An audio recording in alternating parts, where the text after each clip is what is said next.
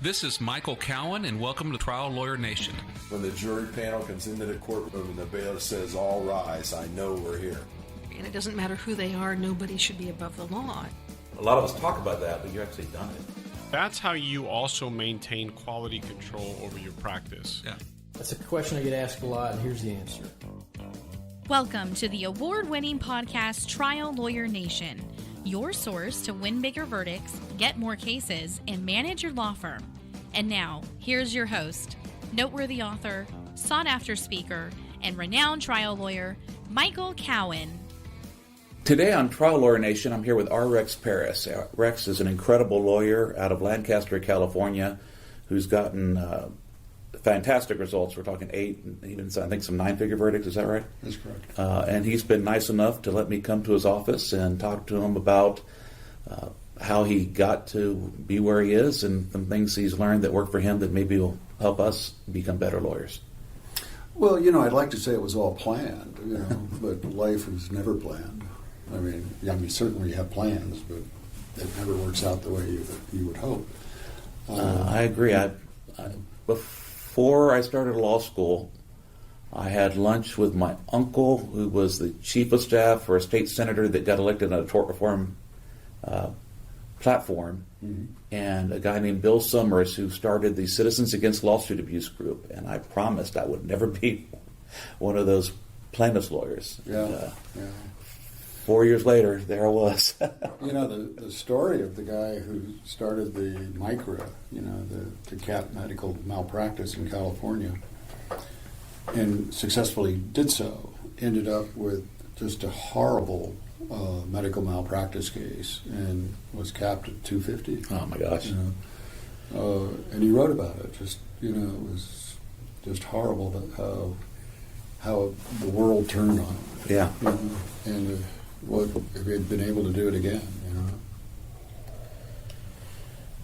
So, what are some things you've done, I guess, to get the skills that you've developed as a trial lawyer?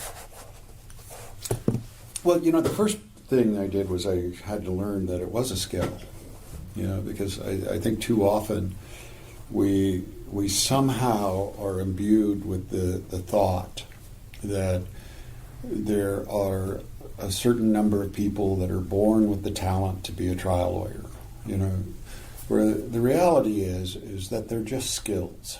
And anybody who gets through law school certainly has the capacity to learn those skills and do a magnificent, not just a good job, but a magnificent job in the courtroom, regardless of what their IQ might be or the school they went to or who their parents were. All of the things that we somehow think are determinative of it really aren't. But it took a long time for me to find out, and it was until I went to the Trial Lawyers College, and it was Paul Rivera who said, these are just skills, and you got to learn them one at a time. And they're discrete skills, and the problem that we also seem to have is, you don't learn how to take a deposition. You learn how to ask different types of questions. You learn how to mirror the person you're talking to. You learn how to listen to him. You learn how to get him to keep talking. And those are all very discrete skills. And as soon as I grasped that that's really what I was looking at, I knew it was going to be easy, because I can learn anything. If it's learnable, I can learn it. When did you go to the Trial Lawyers College? 96. Okay. No, 95. 95. Yeah. I actually went in 98, so. Okay, very, very close. And it's interesting, the difference. I mean, how long had you been practicing when you went? Well, I started in 80, so probably 10, 15 years. Yeah, it's interesting to see the difference between having a set of skills first and then going, whereas when I went, I tried a few car wreck cases, but I was 3 years out of law school. And I think the plus of that is that I got exposed to a lot of things really early and didn't have bad habits to unlearn. Right. I think the minus is at 28, I don't know if I was quite ready to be as real as I needed to be to fully develop and appreciate and take advantage of everything there. There's a lot of, I think in trial work, a lot of learning to trust strangers, a lot of that's true. jurors, a lot of just having more life experience. I think being a parent, for example, has helped me try cases and understand loss and understand just going through tragedies and losses in my own life has made me a better lawyer. If that makes any sense. Well, I think as we age, we certainly learn what's important and what's not. And I really don't think it's any of my business what you think of me. But when I was younger, I was really concerned what people thought of me. Yeah. And when I find myself going down that path now, I stop. It's really none of my business what you think of me. Really? Yeah, I really think that. Because as soon as I start being concerned about what you think, then you are now in control of how I behave. And I've never found that to be beneficial. So besides the Trial Lawyers College, what else have you done to try to learn the skills that you need to be a great trial lawyer? Well, what the Trial Lawyers College gave me was just the recognition that they are skills. And so then I ended up doing a lot of NLP, seminars of that kind, a lot of public speaking seminars, a lot of voice seminars. Anything that I could see that was had a skill set that could cross domains, that's what I would do. And then somehow I ended up just studying a lot of cognitive science. And, we've had a renaissance in that in the last 15, 20 years. And every day there's something new and exciting coming out about how people make decisions and how you can persuade people and how you can interact and engage people.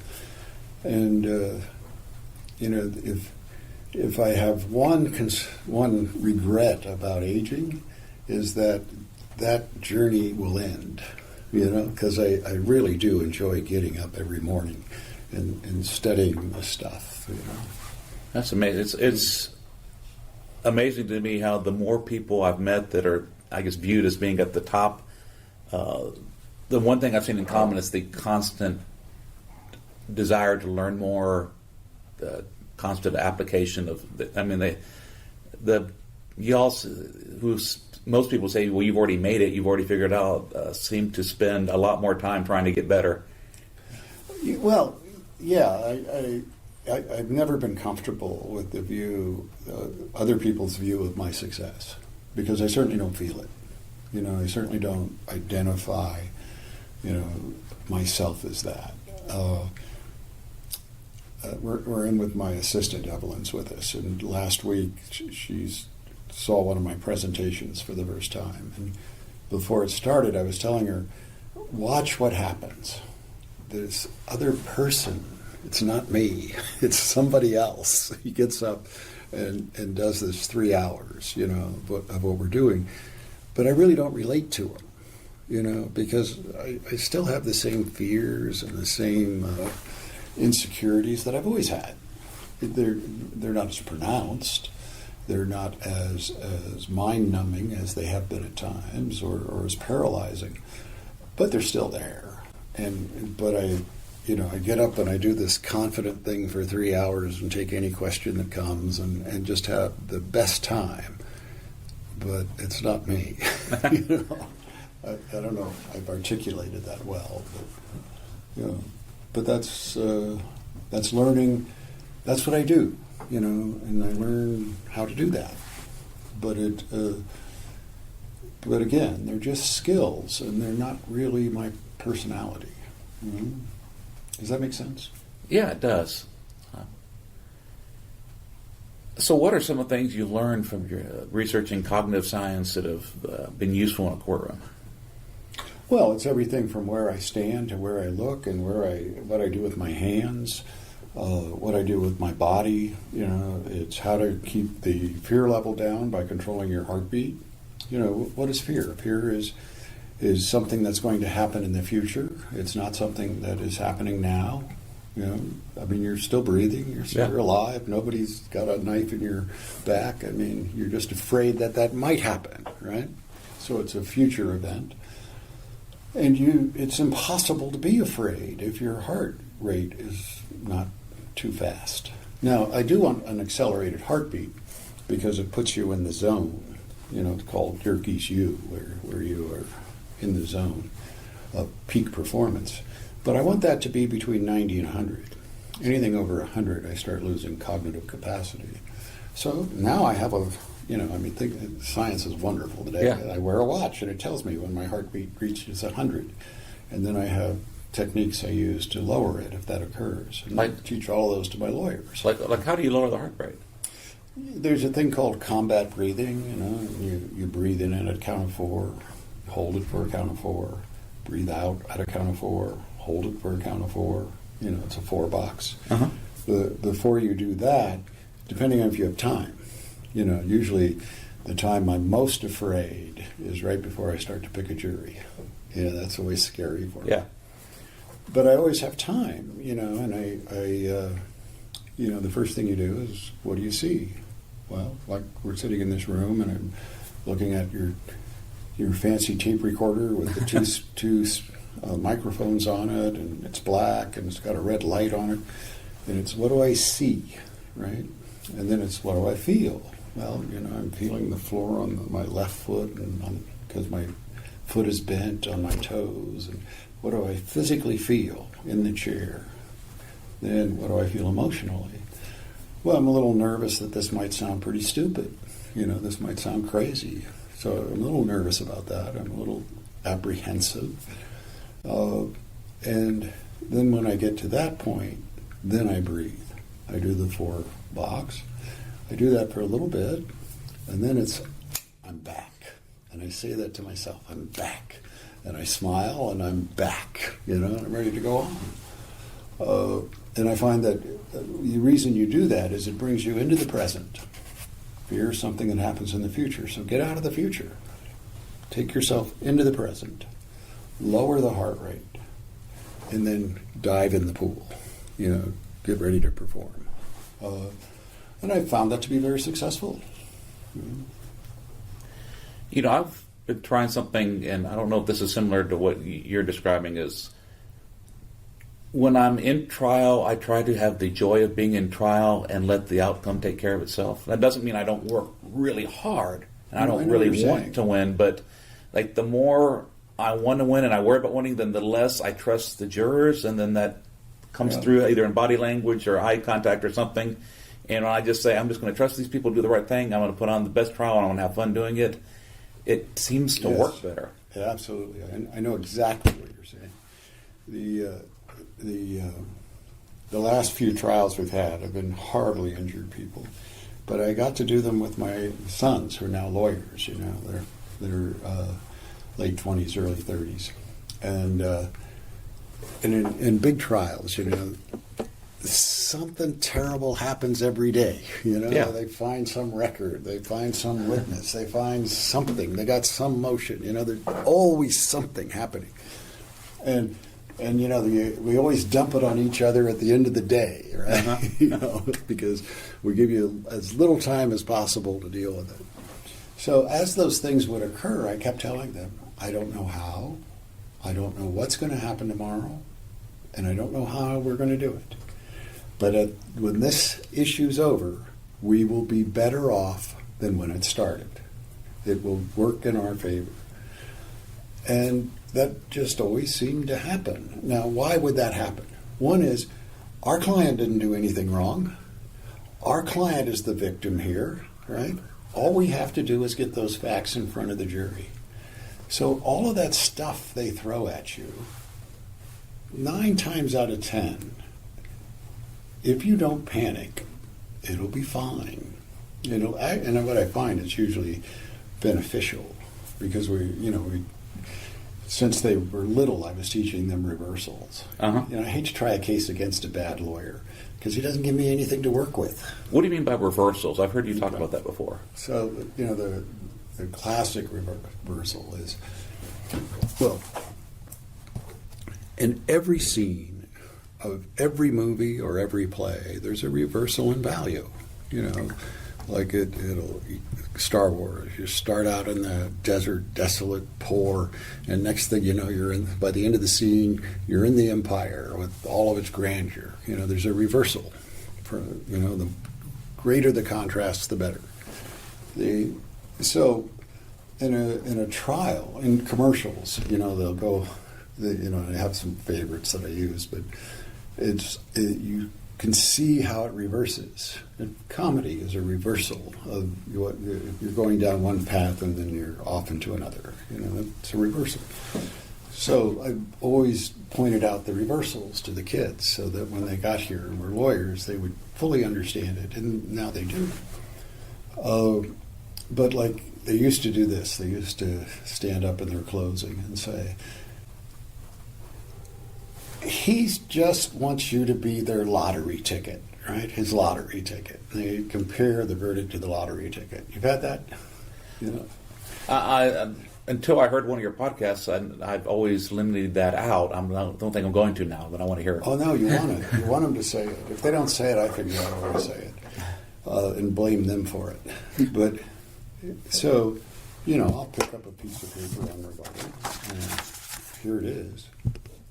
This is that super 4-state Powerball lotto ticket, the one he was talking about. And I'm looking at my client, and it's yours. And it's $164 million, and it's yours. But you got to give up a few things. And then you go through all of the things they've given up.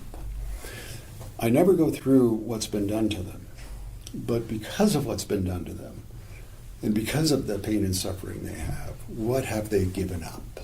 And it's oftentimes just being able to hold your spouse at night, but you can't bear the touch.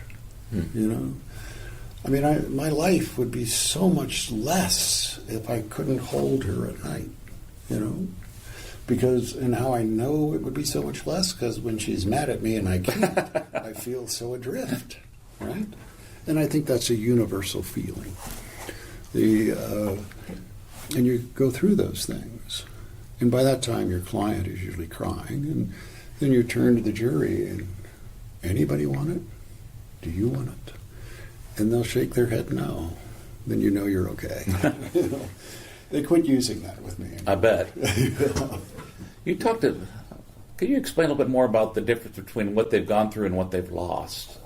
Well, most of us have been trained to present the case in a pain and suffering context as to what's been done to them, But in Western culture, and I don't think any culture, bad stuff doesn't have a value. It's well-being that equals wealth in America and in Western culture.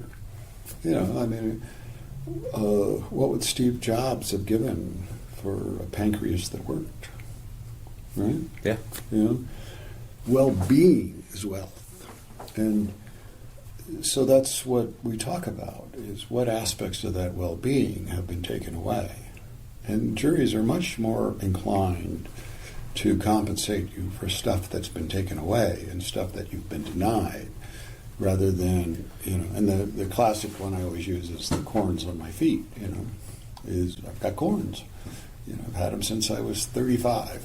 And, they get in the way of a lot of things. When I used to ski, they would hurt, and when you clamp the snow boot on, or the ski boot on, and I'd have to go to get a pedicure every now and then. And back then, when you were sitting in a pedicure chair, people looked at you kind of funny. And or I'd try to shave them myself, and I'd cut them. And they're just a mess. And, I live in Lancaster, and I'm the mayor of Lancaster. You can't be the mayor of Lancaster if you don't wear boots. And if the corns get too bad, you can't wear your boots, right? So I got these corns. What do you give me for them? I'll sell them to you. You can have them. It's ludicrous to make that argument. Yeah. But that's what we do time after time after time in front of a jury. So, yeah, we talk about the pain and suffering, but that's not what I ask them for. And sometimes I'll even say, take it, keep it, it's yours. You know, you got a discount. Don't give us one dime for the pain and suffering. Just compensate her for what they took. And, you know, that's a whole different argument, isn't it? And how do you discover, you know, because everyone's life is so different, how do you discover what they took? Well, you got to get to know your client real well. You know, we do a lot of things in that regard. We'll hire a psychodramatist to come in. We do the different role reversals, go visit them in their home, make sure they visit you in your home. You know, before I go to trial, we always have them over to the house. Oh, really? Oh, yeah. I mean, they have to be our friends when we go in there. Because the jury will pick it up if they're not, you know. And they have to be comfortable enough with us to be in our home, you know. And until that happens, you know, they have this image of us as their lawyer that is usually larger than life and not anywhere close to reality, you know. My barbecue doesn't taste much different than yours, you know. And I don't know. I find it a lot easier to do the trial. You know, some of these trials take months, and I'm away from home. If my wife has met the client and knows them, and you know, is concerned about their well-being. I'm gonna have to try that. I mean, I've been really good about going to people's homes, and I find you just get a different feeling, and even one, you do get tangible things. You see the pictures on the wall, and you know, things they love to do, the people they love.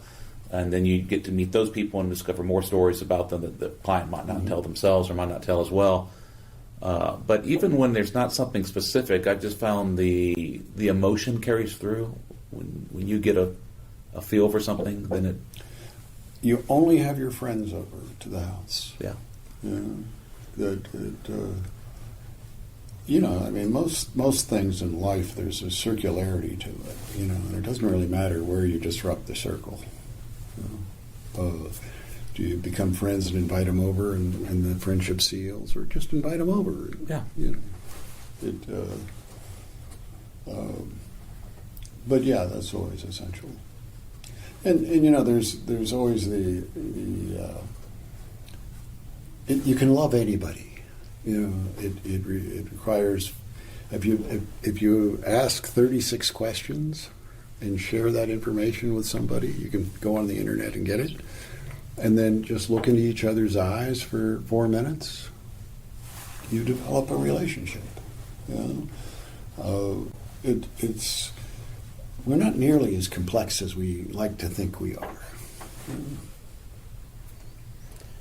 So how do you present what was taken away from the client when you're presenting your evidence? Well, you don't present it through the client. You present it through the relatives and neighbors. You know, we're always looking for the signal of trust through the noise. I mean, we're bombarded with noise, you know, especially trials. You know, you got two guys trying to sell you, and they're probably both overselling, and you know, there's this mistrust that a jury has to have and always will have. So they're looking for signals of trust in the noise. And I think the best signals are the people that know them the best. You know, what do the neighbors say? You know, like I love the lawyers that work here. They really do well, and they really struggle to learn this stuff. And as a result, you know, every one of them that has been to trial has come back with $1 million verdicts right out of the box. Wow. You know, now, but again, keep in mind, you know how you get a $50 million verdict? Say no to the $20 million offer, right? I mean, not so easy. You got a great case to start with, right? Yeah. But you know, this one case was not worth nearly the money they got that in traditional settings until the neighbor came in and testified. And he said, you know, he used to be out in his yard all the time. You know, we'd talk, we would, you know, well, he was working on the yard, I'd be working on the yard, but, you know, I haven't seen him for the last couple of years. Wow. You know, I see him every now and then go in the house. Hasn't really talked much until you called me up and asked me to come here. Yeah, that's a real signal of trust. Yeah. You know, that this is real stuff. And so we're always asking, where's the signals of trust that we can show the jury? Because that's what they're looking for. And how do you find those people? Go knock on the door. Yeah, I mean, what I tell the lawyers that work for me is that the less likely the jury is to believe that they'll get any of the money, the witnesses, the more likely they are to be believed. I think So- that's true. So, you have spouses are very compelling as far as the stories Right. they can tell, but they share the bank account. And then, but I find the further out you get, Sure. and so I think one thing we've been doing is I got this from Rodney Jew. He asked, what do they love to do before? What are they left with? And what are their hopes for the future? And so it takes time, but we start, one day, just what do you love to do? And try to get a good list. Right. And then we ask, well, who did you do these things with? And just spend the time and find out, okay, well, who are the people you love to play basketball? Who did you play with? Right. And, right. okay, you love to take your kid to the park. Did you ever go with anybody else? And you go through each of those things, and then you got to interview all those people. Mm-hmm. And then find out what's in them who actually make good witnesses. And remember not to leave them up there too long. Yeah. Juries want that case to move fast. And that took me a long time to realize. That's why we use a lot of video deposition testimony in the trials, We as much video as we can. Really? Because that's, I've heard the opposite, but obviously you've done very well. What's your thinking behind using a lot of video in trial? Well, let me explain why I think it doesn't work. Is you go in and you do your standard deposition, the way we've all been taught. And so what the defense will do is want to play the whole thing. And then you got to fight like hell just to have the clips you want to be played. Yeah, let's just play it all the way through, Your Honor, and it's like they're asleep, 15 minutes Right. into the 3 hours. Right. So you're always running that risk. But what we've settled on is, okay, we got the report. Doctor, is this your the expert? This your report? Yes. Everything in there true? Anything you want to change? No. So this is what your opinions are. Well, blah blah blah. And then I cross-examine them. And just as if I was in front of the jury. And then I'm done. I'm not really there to find out all of his opinions and everything else. I'm there to cross-examine him. I'm creating the video for the trial. And I don't want to put other stuff in there that is going to bore the jury to death. Right? So if you start with the end in mind, that the purpose of this deposition is to play it to the jury, and stay with that, you get a much better deposition. The other thing is you depose my expert, chances are I'm going to spend 2 hours deposing him. The old saw that you don't want to tell them anything, that you don't want to give them anything. Right. When has that ever happened? Right? When is it that they ever learned something in the question you asked in a deposition they didn't already know, right? Or found some great advantage? No, I want to take, especially if it's a percipient doctor, a treating doctor, I want to get his testimony now. How's it going to play in the jury? The other thing I want to do is, if it's a witness for us, I want to take it. I don't want the other side to take it, because that sets the frame, the tone, I want his best foot out there to begin with, because I want to be able to play it to the jury. And if you start looking at trials that way, it's a different result. And what's the logic of, when do you, let's say you have a witness you could bring live or you could do video. Let's say it's the neighbor, for example. We almost have to bring them. Okay. Right. But now he's got a depot of what I want it to be. Yeah. Right? Instead of what he's going to have to get around. Okay. You know what I mean? It's a much better springboard for him to go. But do you ever use video when the witness could come live? Well, how do you do that? Okay, well, I guess different Unless states have different rules. unless Texas, it- we can. I Okay. guess we're allowed to use. We need unavailability unless Okay. it's an expert, Okay, or no. by stipulation. Yeah, no, we're allowed to use a deposition for any purpose. We can do that at a party, Okay. but not a witness. Okay. No, we. Wow, that's great. That's great. And it goes faster. Jurors are bored to death half the time. Yeah. We're finding the shorter the trial, the bigger the verdict. Really. We'll return to part 2 of this podcast in just a moment. Each year, the law firm of Cowan Rodriguez Peacock pays millions of dollars in co-counsel fees to attorneys nationwide. Are you an attorney with a catastrophic injury or wrongful death case you'd like to discuss with host Michael Cowan? If so, you can reach Michael by calling 210-941-1301 or send an email to michael@cowanlaw.com. We now return to the rest of this episode of Trial Lawyer Nation. What are some other things you've learned that have helped you in trial? Well, the latest thing we've been working on the last couple of years is, one time I was interviewing Robert Sapolsky, who's a primate neurobiologist out of Berkeley. One of the smartest people I've ever talked to. I mean, I've read his books, and his latest book is Behave, Humans at Their Best and at Their Worst. And so, I was just thrilled that I got to interview him. And so we're talking about all kinds of stuff that have just a tangential application. But finally I said, okay, well, tell me some stuff lawyers could use, which was the purpose of it. And he said, well, first of all, why are you always trying to find emotional, sympathetic jurors? He goes, empathetic people don't act. Chances are they're not even going to call 911. They're going to be very upset. They're going to emote, but they don't act. And that got me thinking about a few things. And then he said, and why would you want to make jurors cry? And why would you want to make jurors angry? Because when you do that, they feel bad, right? And when people feel bad, what do? They go play with somebody else, right? They turn away from you. And in a trial setting, they turn to the other side because you are making them feel bad. So that goes against all we've learned, doesn't it? Yeah, absolutely. And so, but the last few trials, that's what I've been looking for. And I present it to them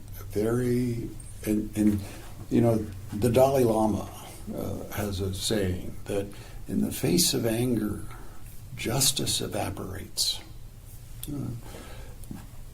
And I think that's true.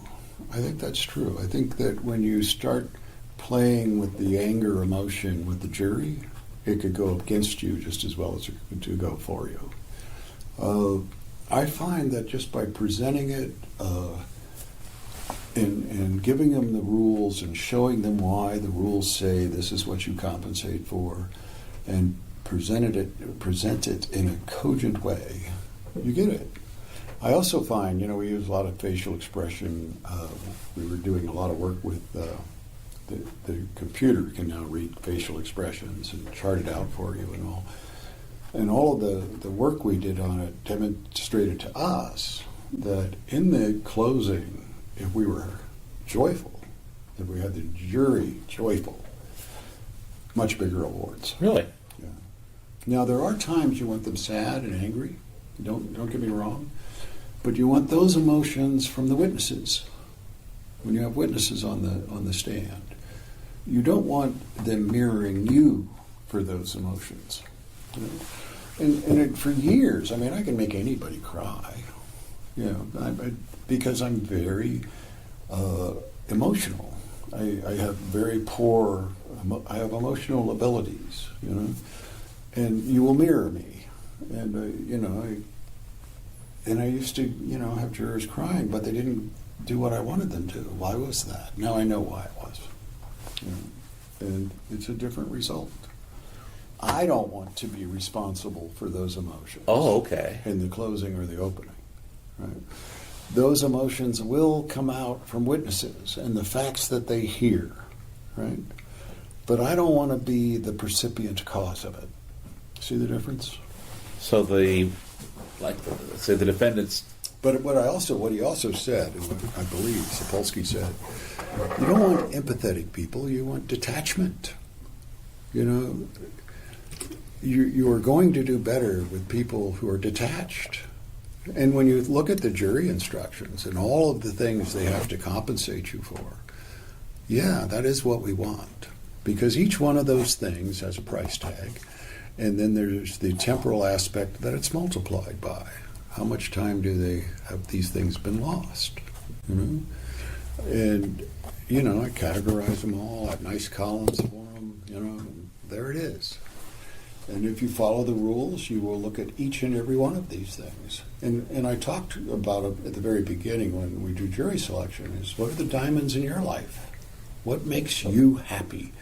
What makes you excited about getting up in the morning? You know, what are those things? And usually it's your children and your family and the things you do with your family. It's the experiences you have. You know, that really is what satisfaction, life satisfaction comes from, is the experiences. And so I catalog all of those experiences they'll never have. Are you the one that came up with the diamonds thing?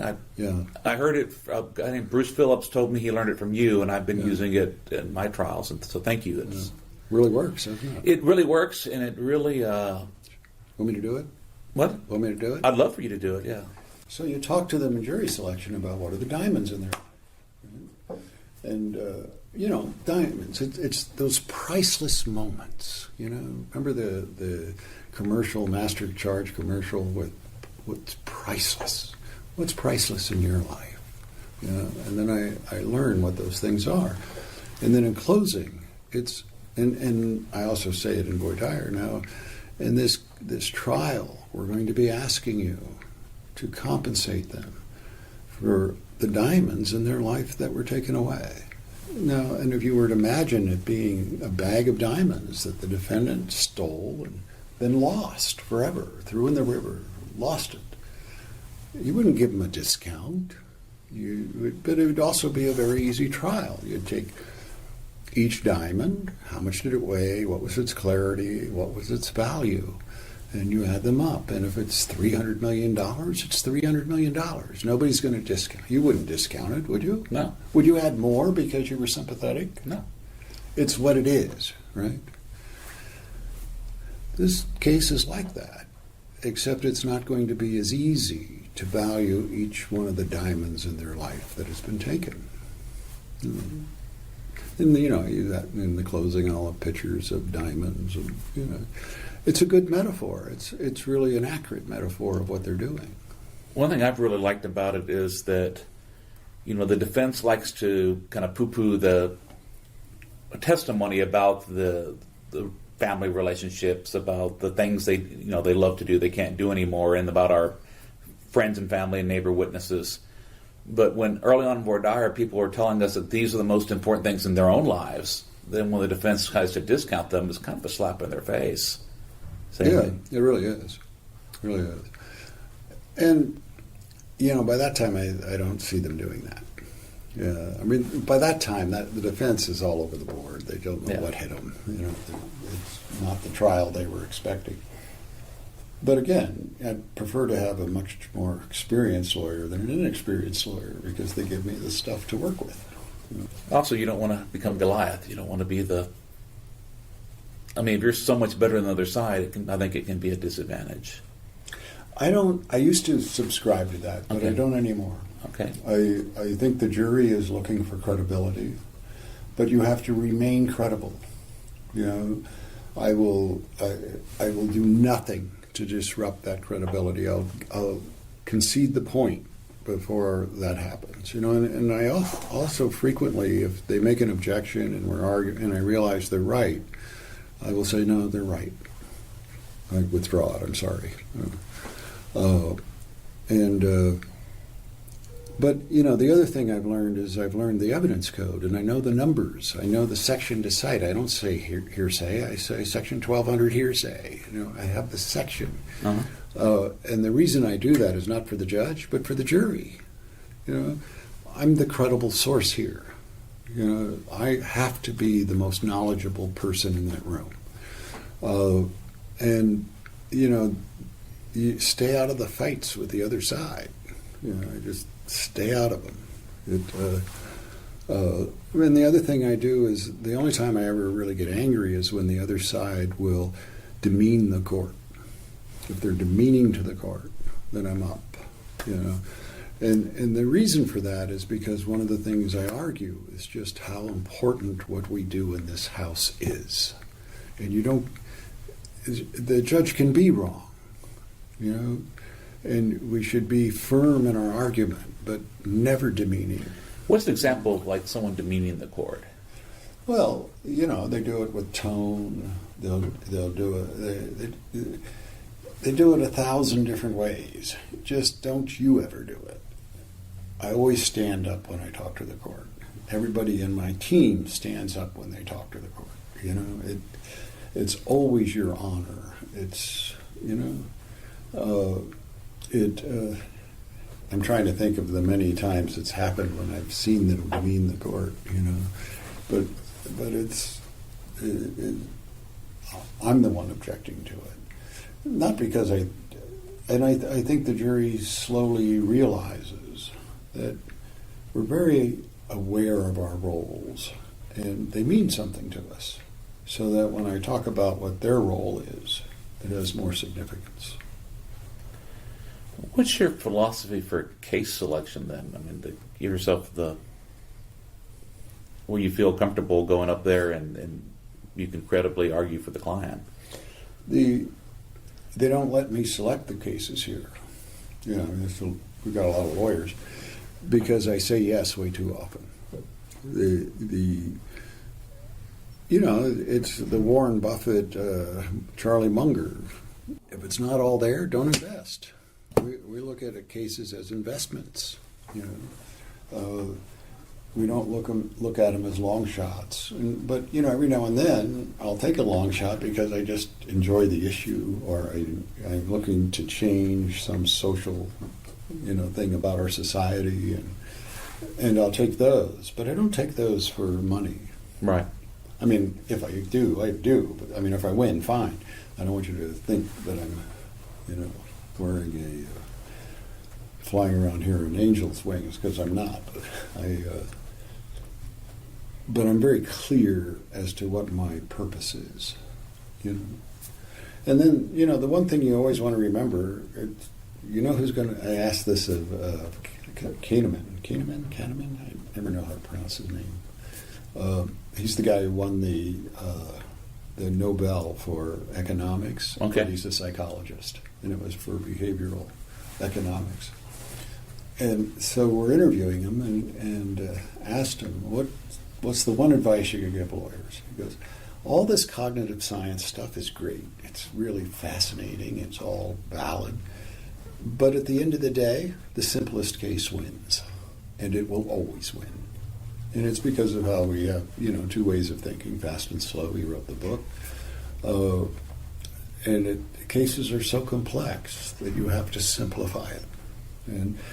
And that was an awakening for me, because, I'm down to the neuroplasticity of the nerves in the spinal cord, Right. I just love this stuff so much. But the jury's not.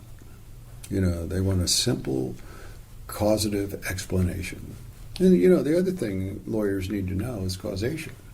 And not in a legal sense, but in a scientific sense, in a philosophical sense. And there's books on causation. What does causation really mean? And you'll always end up with a abstract metaphor. And the metaphor lawyers can pretty much rely on is the pool table. Okay. That's why you always focus on the defense first. Because whoever you focus on first, that's your cue ball. And that's the causative agent.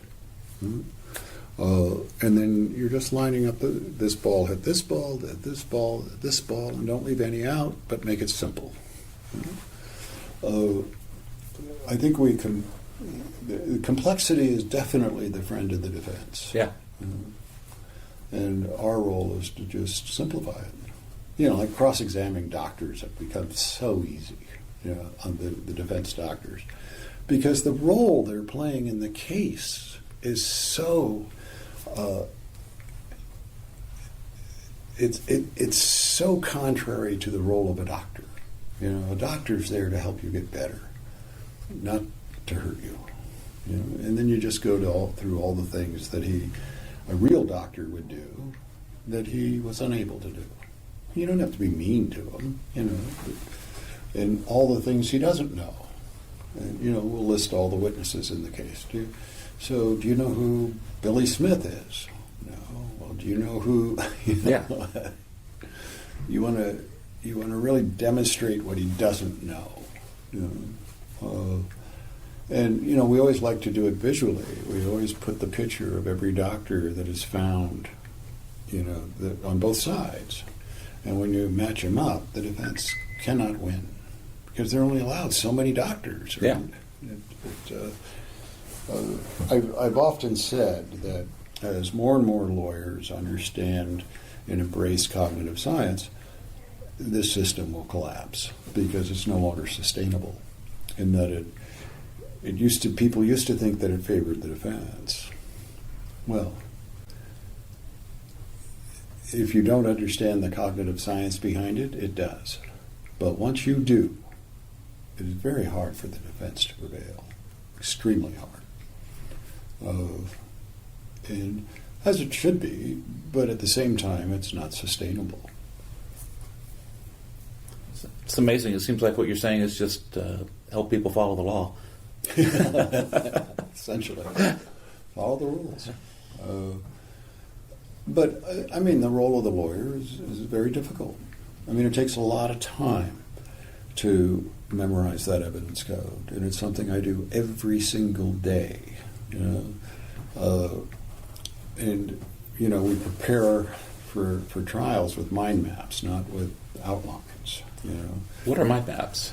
Go onto the internet, type in mind map, and you get 100 different. The one I like the best right now is called iMindMap, and it's an Apple product, but it also works on Microsoft.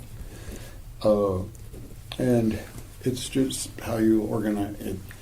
It's circular as opposed to linear, and it branches out. I'm sure you've seen them. Yeah. But we use that for every witness and for all kinds of things. The story that we're going to tell is mind mapped first because you can move things around very quickly and easily.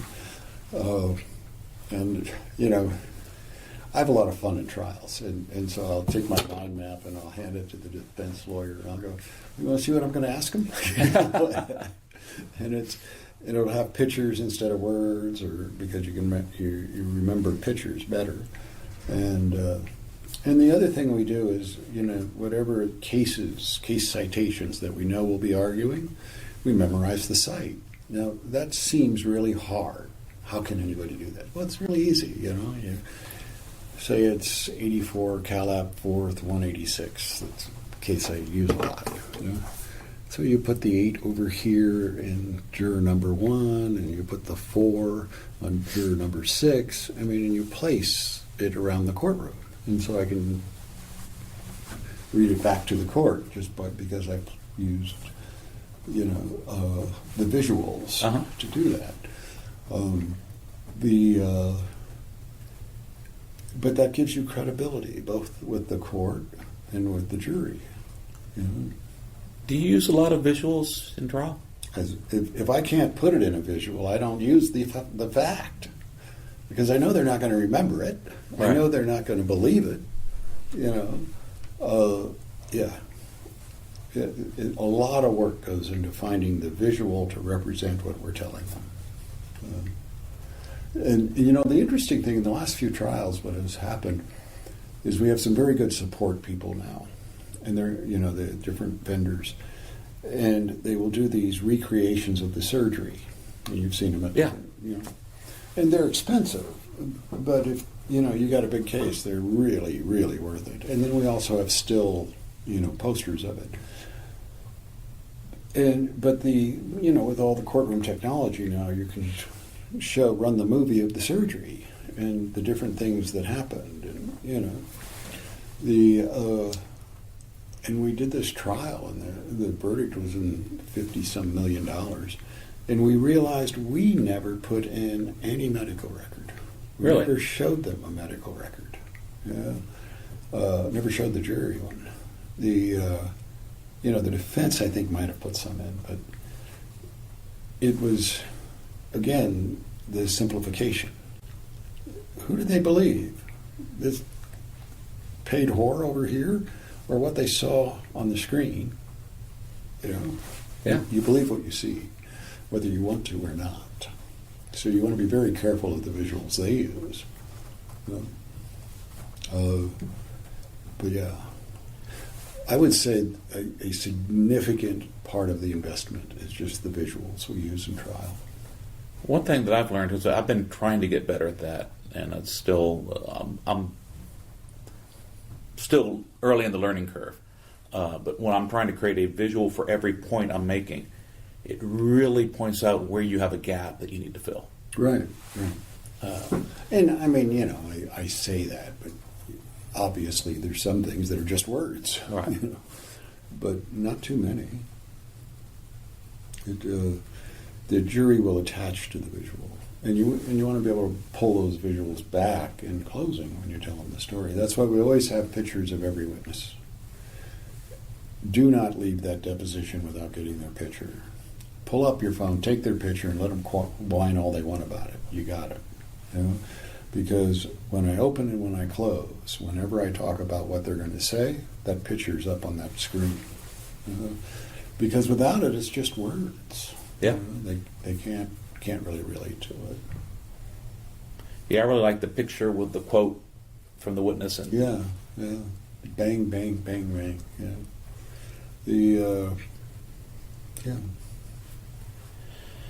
So I wanted to ask you about a recent verdict, if that's all right. Sure. So you guys had a $41 million verdict, or $41 million plus verdict on a Well, it was 41-6, but Yeah. who's counting? on a case that doesn't have what I'd say the classic ingredients are. You didn't have a big bad company on the other side. You didn't have a huge wage earner. Can you tell us about that case and some of the things you think, helped you get your client what he deserved in that case? Well, normally we waive loss of income. Okay. And unless, we're in the close to seven figures, we waive lost past medical. Not always, but usually. Because those things drive the verdict down. And that's where the jury will start, is with that objective figure, that objective number. Right? I don't want them starting there. I want them starting in tens of millions and work down. Like the one they gave us the 41 million on, I asked for 112, I think. And it was a super conservative jury. And the demographics of that jury is what we're taught we don't want. And that's pretty accurate. I didn't want them. That's the jury I got. So here we have he's in his early 20s. He was about 18 at the time of the crash. And he's mentally challenged, and he's in an assisted work environment, and his girlfriend is mentally challenged, and she's in a similar environment. But a delightful couple, and articulate. But they both had an IQ of about 70, that range.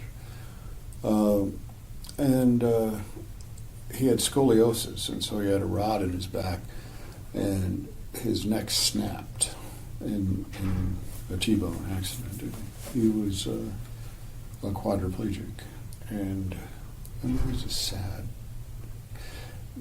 But in the closing, I talked to the jury about how he's changed our family, because he's been to the house and they'd heard about the barbecue and stuff like that. And because I never paid much attention to people who were mentally challenged, I just stayed away from them, And here's this delightful young man that we just love. I mean, he's adorable, and he added so much to us, and that's why it has to be genuine. They have to feel that, and he's entitled to every bit of a useful life as you and I are, and they took it, and so but it wasn't. I didn't go after the defendant. I didn't need anyone angry. And that's why I think, maybe this whole idea of the reptile, we're not reptiles. Now, the reptile has a lot to say. Don't get me wrong. I think those guys are good at what they do, but I think it scratches the surface in many respects. Well, and in that case, from what you're telling me, you had a fairly delightful defendant too. I mean, she was not a bad person. Nice lady, early 20s. I mean, I couldn't get it in front of the jury because they admitted liability, but it was pretty clear she was texting at the time. But the jury didn't know about that. The jury never heard that. I was tempted to, she was inattentive. And I'm taking my thumbs as if I'm texting. But I found over the years tricks like that backfire. And I really can't be genuine and credible if I engage in tricks. And so I avoid them like the plague, and my inclination is to use them. So I have people that are cautioning me, no, that's a trick, don't do it. And I didn't need it. It was, look, these are the rules. The rules say that accountability means this. Now, and for whatever you want to take away from this equation, that's how unaccountable we're saying she can be. And they knew she wasn't going to pay it. I mean, they're not stupid. Right. In fact, somebody said in Boydire said, how is she going to afford that? And somebody else laughed. And I said, I'm not allowed to tell you. Right. And then if I want insurance in the case, sometimes I don't, but if I want insurance in the case, like in this, normally I'm afraid that the insurance is they will internalize it and say, well, I only have $100,000 or something like that. But in this case, they were trying to play, the poor, nice defendant. And so, we had to talk about the jury instruction that says you shall not consider insurance. Yep. The best way to get somebody to consider something is tell them not to. And in that case, I did do that in the closing, just in case anybody had any doubts. Yeah. How do you manage your life to have the time to spend with the clients and witnesses, to spend learning, getting better, and in your case, to be the mayor of a town, to see your children, to see grandchildren, and still sleep at night? And keep in mind, the most important thing I do is sleep. And the most important thing you do is sleep. And this whole idea of working long hours into the night, you're an idiot if that's what you're doing. Because it leads to dementia, it leads to poor performance the next day. The host of illnesses that come from lack of sleep. And so I strive very hard to get 7 to 8 hours a night, because the most important thing I do in that 24 hours is sleep. And Even during trial? Even during trial, right. Well, the best way to be able to sleep during trial is to prepare for the trial beforehand. But at the same time, I've really been blessed with a wonderful family and wonderful partners and a wonderful firm. And I don't go into trial alone. I don't go in with one person. You want a $50 million verdict? We had 6 lawyers on that case, and there were lawyers working all night long, but they weren't the ones in the courtroom. It's a full commitment of the firm, to winning that case. But we're very aware of who's doing what, In one trial, I had the lawyer, I get up at 4 o'clock in the morning, and that's when I study and do all this cognitive science stuff. And in trial, I'm getting ready, And so at 5 a.m., he comes to my hotel room, who's going to do the closing. And at one look at him, I knew he hadn't slept at all. Yeah. And I said, you haven't slept, have you? And he said, no. I go, you're not doing the closing. And so I had 3 hours to get ready for the closing, and did. Because you're not going to connect unless you've had that sleep. You can't be fighting. Sleep deprivation is the same. I wouldn't let him go argue a drunk, would I? Yeah. And we all know the studies about that. Nothing's different. One of the biggest advantages I have is I don't drink. Usually the defense lawyer does. And the moment you pick up that drink at night, your cognitive functioning has ceased. You're not transferring information to your hippocampus and to your long-term memory when that occurs. That's a huge advantage I have. Yeah. Trial Lawyer Nation is proud to partner with Trial Guides, leader in continuing education for civil plaintiff and criminal defense trial lawyers, with books, DVDs, CLEs, live webinars, and more. Visit trialguides.com and use code TLN19 at checkout to receive our exclusive podcast discount on any Trial Guides products. That's TLN for Trial Lawyer Nation and the number 19. Discount expires August 31st, 2019. And now, back to the show. But, God gave us all a certain amount of alcohol to drink in our life, and I just happened to drink all of mine by the time I was 25. And kept drinking till I was 36.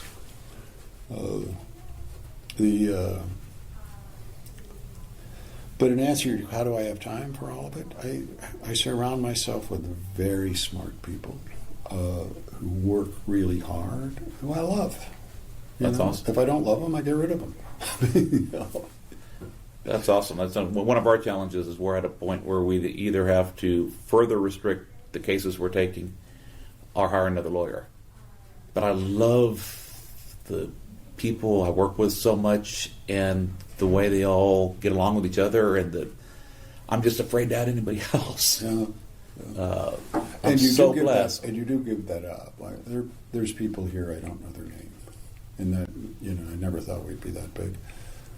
But also, lawyers do lawyer stuff, and that isn't very much stuff that goes on in this place. Yeah.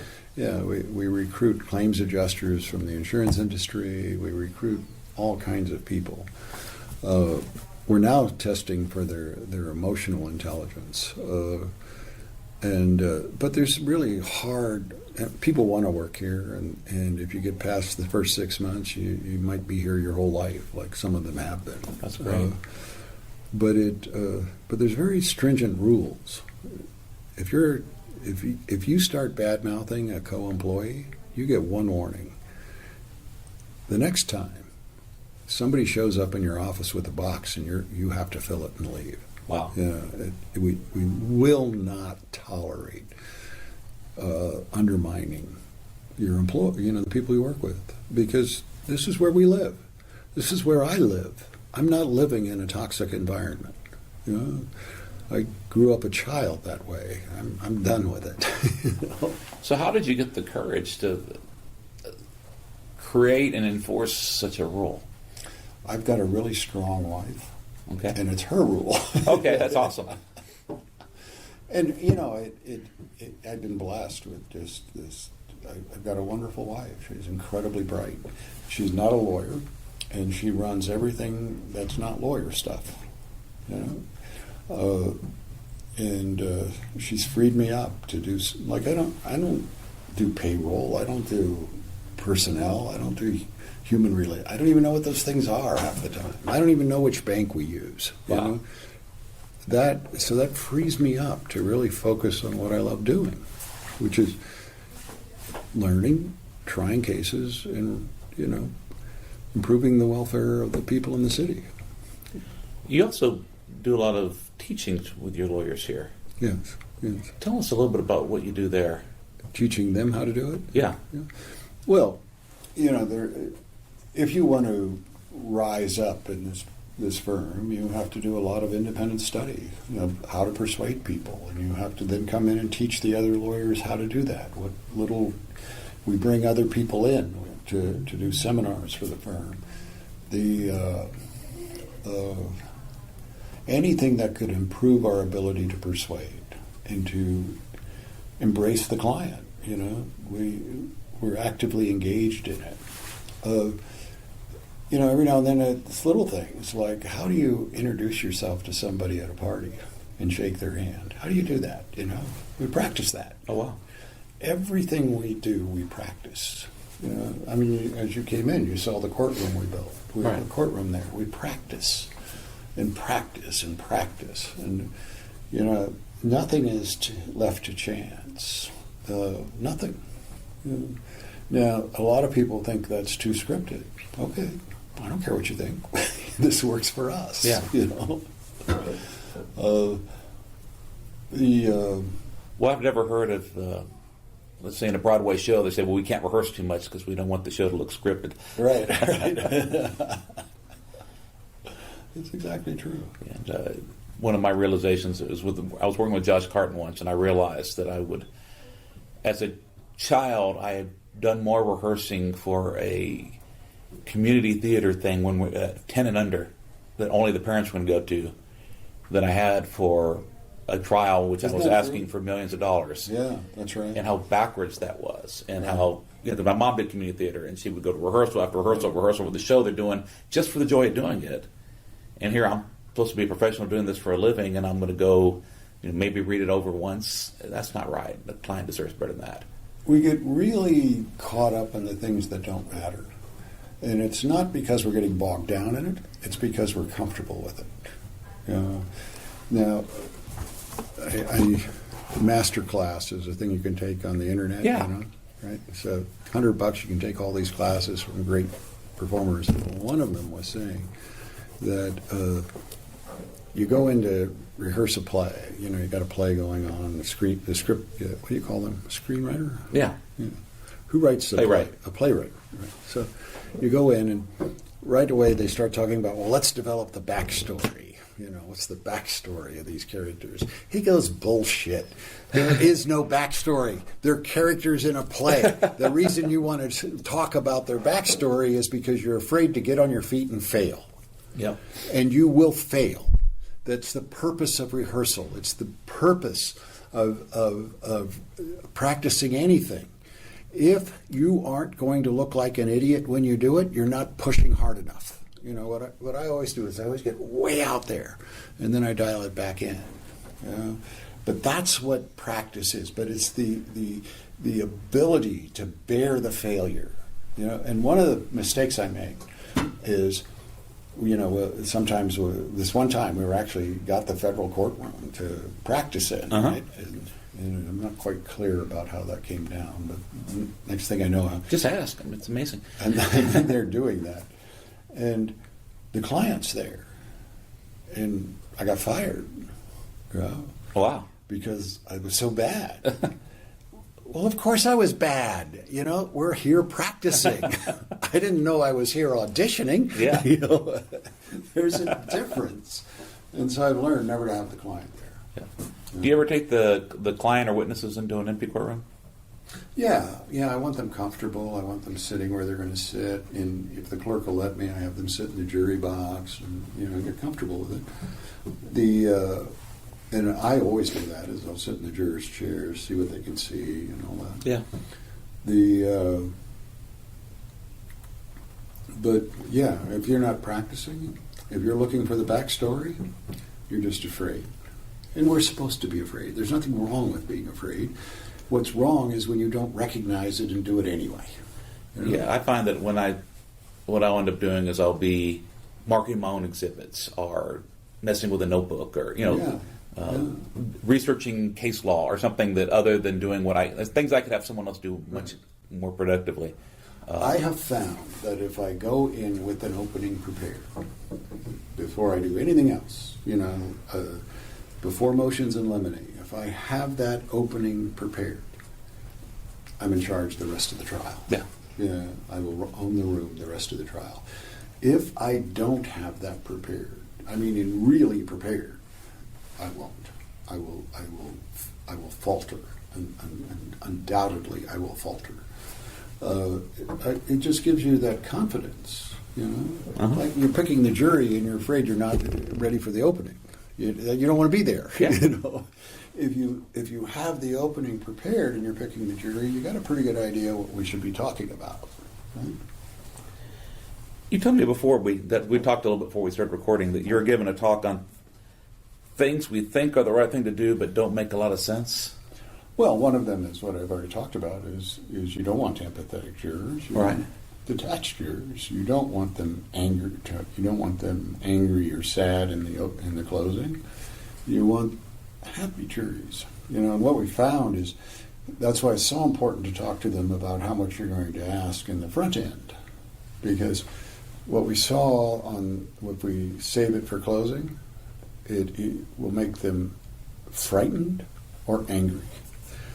And both of those emotions are because they're the awareness that this could happen to me. There's a shock value to it. Not value, but a shock effect. So put it out there early. You don't want that back here. But we now have the capability of doing a focus group, filming it, and knowing what they're feeling. Not what they say they feel, but what they actually feel at the moment they feel it. And the computer can give us a printout and a dashboard of everything that went on. That's incredible science. That is. And it's revamped how we present our cases. I used to think jurors wanted to see the toughest junkyard dog on the block, right? And that's not what they want. And that's really not who I am. I've really learned to embrace my frailty. I have a lot of frailties, and I'm not afraid to show them. This is a wonderful job. At the end of the day, I'm supposed to win. Yeah, but we can always find a way to lose if we.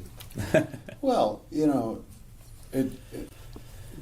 to the extent that if you don't have the skill set and a command of the facts and the witnesses to present them, it is stacked against us. But it is our burden. The other thing is, thank God this isn't easy. If it was easy, everybody'd be rich. Yeah.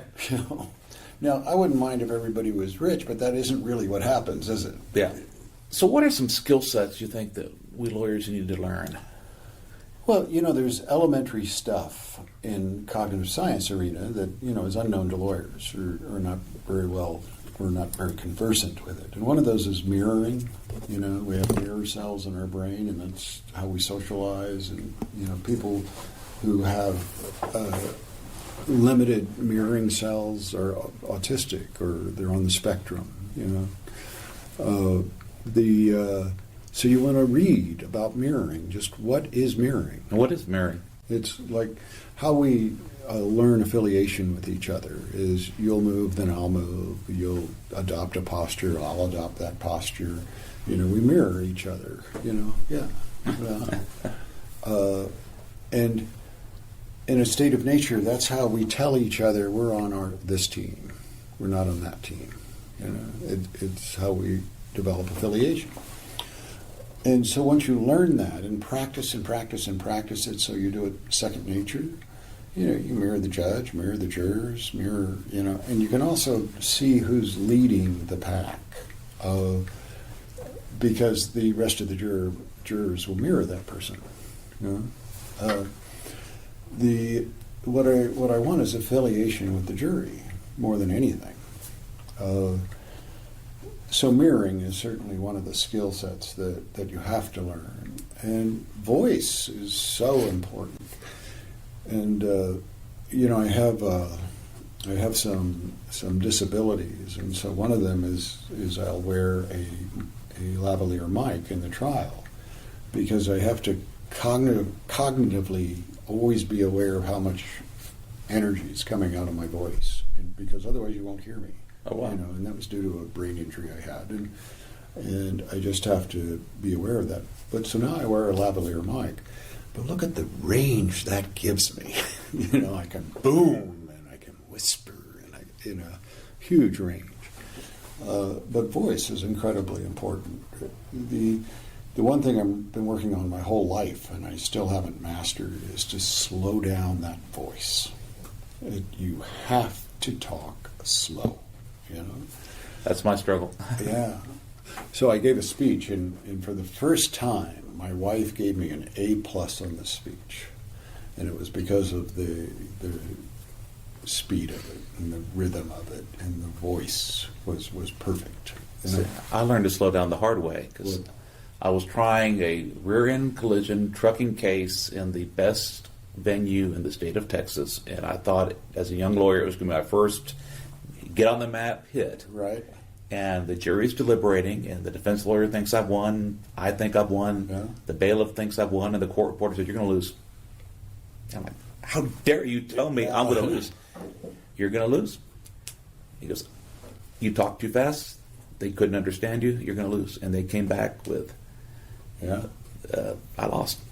Also, when we're lying, we tend to speed up. You know, it's one of those signals of trust. Uh-huh. And, you know, if I could, the one thing I would really like to master before I'm done is that voice, is getting the tempo of the voice down. But, you know, they're discrete skills. If you're going to learn a dance, you learn it one step at a time. So what are the steps to this dance? You know, and you have to have them all in your quiver. And it's voice, it's when to look at something, where to look.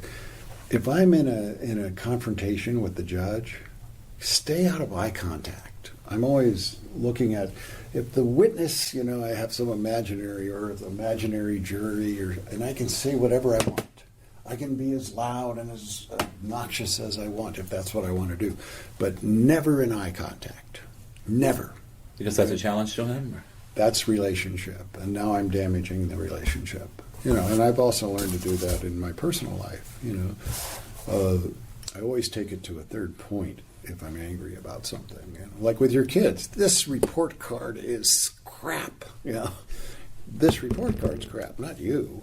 Right. You know, see the difference? But I don't engage in eye contact when I'm doing that. You know? Stuff like that you need to know.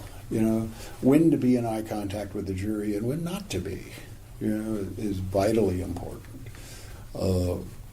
But those are discrete steps that you have to master.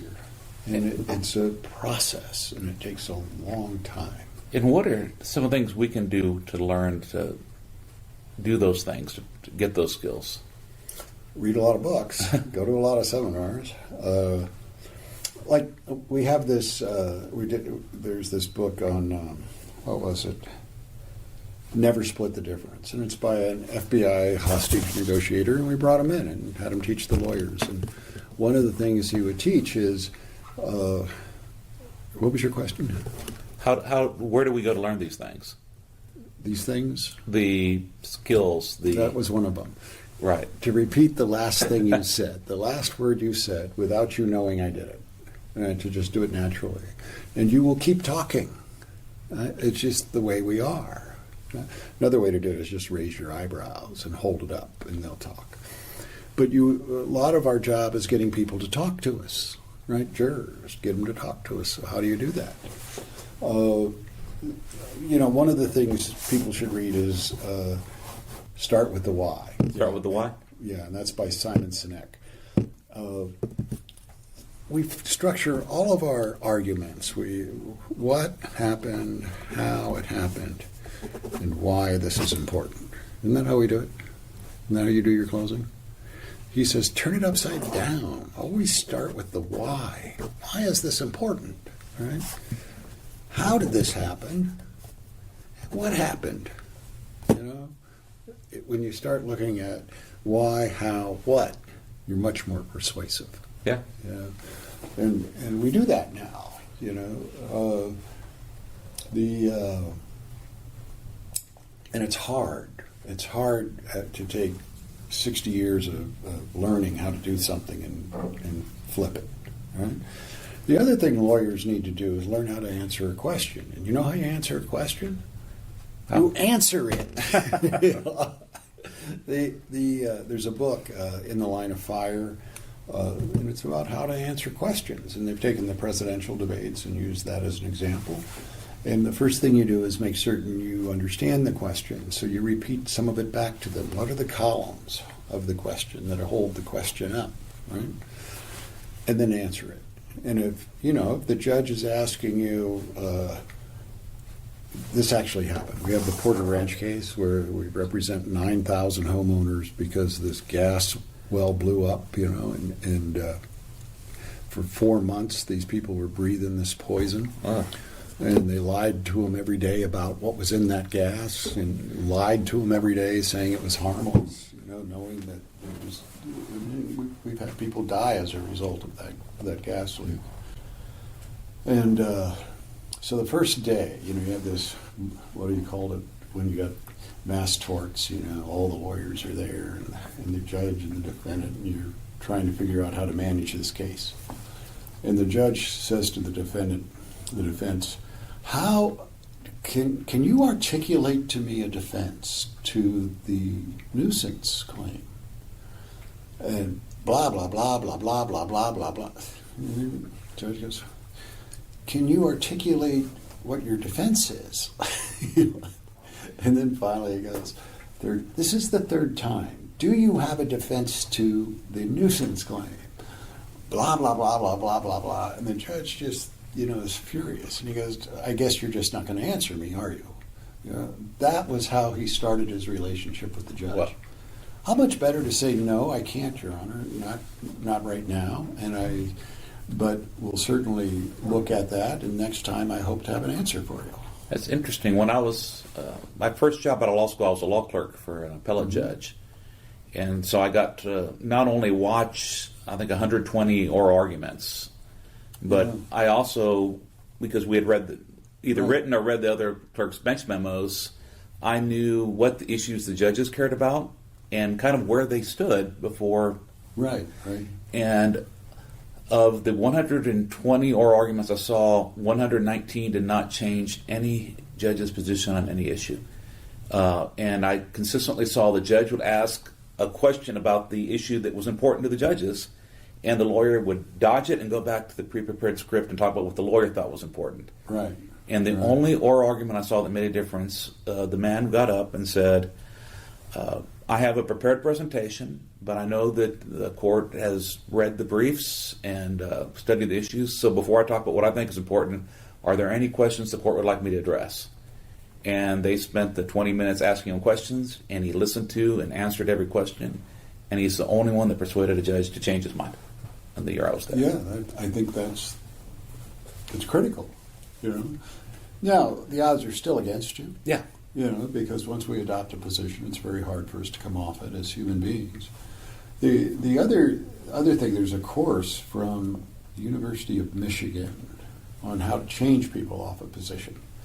And the way to do it is to first start out with, it's understandable why they reach this position.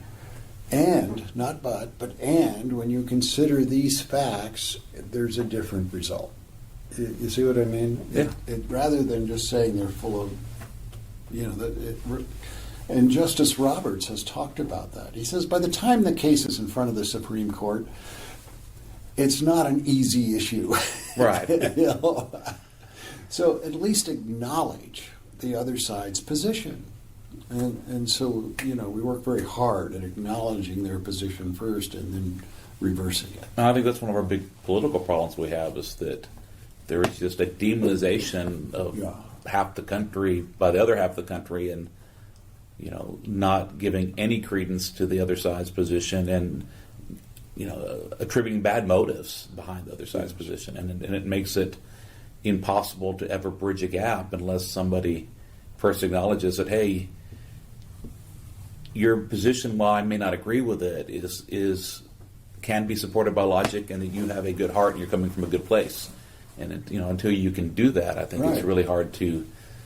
Joe Biden said it when he was running for vice president against Palin. Remember? Yeah. The Palin debate. And he tells a story about how when he was early in the Senate, I don't need to go into the story, but the gist of it was, don't ever question somebody's motives. You can question their judgment. You can question their decision making. You can question the facts they're relying on. But you don't know their motives. I don't even know my motives half the time, if not all the time. Yeah. You know, because if you ask me why I did something, I'll tell you what I think you want to hear, without even realizing that's what I'm doing. You know, and I think you're right about that. Whenever I start into an argument about the other side's motives, I usually lose. You know, if I just can remember to keep it factual, these are the facts. This is the result. You know, but lawyers, we get so wrapped up into and I think you got to remember, it's our burden. And anything we do that makes us less persuasive is exponentially impactful. It's not their job to persuade them on anything. Yeah. You know? I mean, we have the burden. So that's why you want to stay out of those fights with the defense, because you'll start mirroring their hostility and their aggression. You know? What I like to do is try to keep the mindset that this is a puzzle we're all working on together. Yeah. That will have a solution. You know? And every time I get sucked into the aggression, you know, now it's a fight where somebody's going to win or lose. That's not, I don't think that benefits me representing the victim. You know, this is a puzzle that we as a courtroom are working on. And if he wants to throw the puzzle up in the air, well, we all know what to do with that child. He has to go to timeout. Let the adults finish this, right? I mean, isn't that really what we're attempting to achieve? Now, you know, it's all very well and good for me to say that, but it is harder than, it is really, really, really hard. You know, it's harder to do that than quit taking drugs, and I know them both. You know? Yeah, it's one thing I try to remind lawyers that, you know, there'll be someone really that gets under your skin, and you've been dealing with that other lawyer for a year and a half, 2.5 years before you get to trial, and you're so ready to be angry at this person and to lash out, but the jurors don't have that shared common experience. Yeah, they don't have that experience at all. And so all of a you're sudden, the asshole. Yeah. Exactly, that goes and starts snapping at people. Yeah. And so just, you know, keeping that in mind, and it's not about, you know, one lawyer against the other lawyer. It's, you know, we're telling our story, and I don't really care what the other side's doing. I find that same attitude to be incredibly helpful in the city, you know, as the mayor. Is that we have this puzzle we're all working on together, you know, whatever the issue might be. And, you know, and I invite people to help solve the puzzle and to find the pieces and to work on it. And so they have commitment to what we're doing, you know. And again, the toxic ones we put on the no-fly list. Yeah. And in the city, we actually have a no-fly list. If you're one of those people that, you know, bitch about everything and say no to everything and just want to criticize people, you're not allowed to come to the parties. If the city's putting it on, you don't get to come. If a private person's putting it on, the mayor's not coming if you're there. Wow. You know? And it's amazing how many people work to get off the no-fly list and behave themselves. And that doesn't mean they aren't supposed to disagree with me. They are. You know, I only want to be right, you know, 3 out of 5, because we can be incredibly successful with those 3 out of 5. But, you know, I recognize 2 out of 5 is probably a harebrained idea. You know, I need people to tell me that. Although I like your no neckties idea. That's good science so far. Yeah. I mean, the only science in front of us says that wearing a necktie can restrict the blood flow to your brain by 7 to 10%. Right? That's what the science tells us. Now, is it robust studies? No. You know, was the sample size pretty small? Yes, it was. But there isn't any science saying that doesn't happen. You know, sure, well, just wear a looser collar. And if I could buy a new shirt every time I gained 2 pounds, I would. And if somebody else had bought it for me and had it there waiting for it, but no, the chances are I'm going to be occasionally putting on a shirt that's too tight for me. So I don't wear neckties anymore. And in deference to the court, I wear a turtleneck instead, but doesn't restrict the blood flow. Oh, and you get to do that? So far, That's awesome. only one judge has told me don't do it again. They got a real problem if I want to push it. There is a thing called the ADA.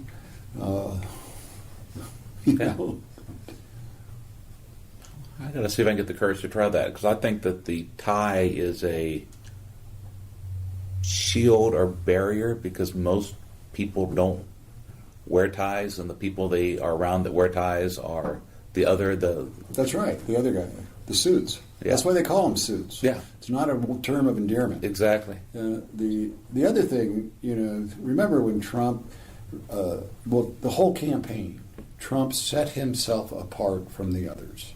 He was totally different than the others. And don't think that wasn't responsible for his election. Okay. I don't want to hang with the lawyers. I don't want to look like the lawyers. I don't want to be anything like them. I want to be totally separate and apart. And, I won my first election that way. We'd have these debates, and there's 6 people running. I never stood with them. I always stood apart. And by not wearing that tie, I separate myself from the pack. And it's more of an informal, relaxed person. Yeah. I always have a tie in the briefcase. Yeah. I mean, I'm not stupid. Yeah. Wrong judge, wrong time. Yeah. Well, Rex, thank you so Thank much. you. This has been a joy, and I really appreciate you taking the time to talk to us. Thank you.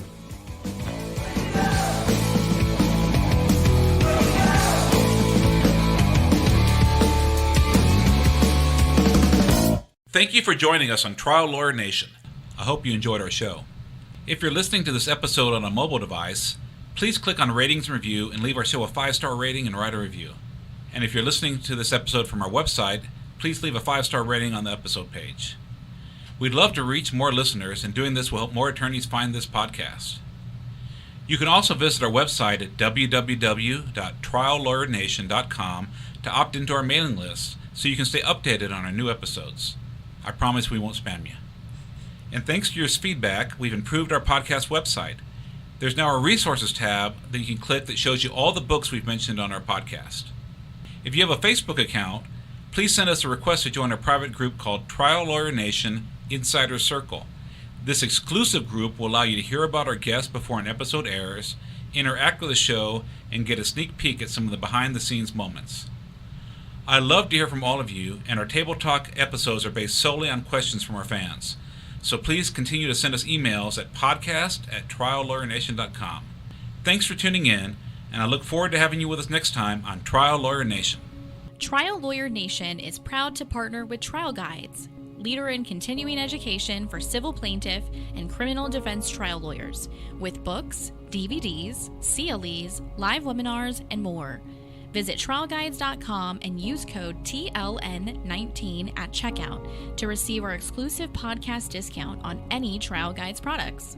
That's TLN for Trial Lawyer Nation and the number 19. Discount expires August 31st, 2019.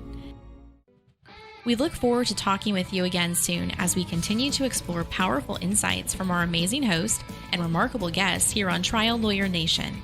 Until then, please be sure to subscribe and review this podcast on iTunes or your favorite listening app so we can continue to reach more listeners. Visit us at www.triallawyernation.com to send us a message, listen to previous podcasts, or learn more about Michael Cowen and our guests. This podcast has been hosted by Michael Cowen and is not intended to, nor does it create the attorney-client privilege between our hosts, guests, or contributors and any listener for any reason. Content from the podcast is not to be interpreted as legal advice. All thoughts and opinions expressed herein are only those from which they came.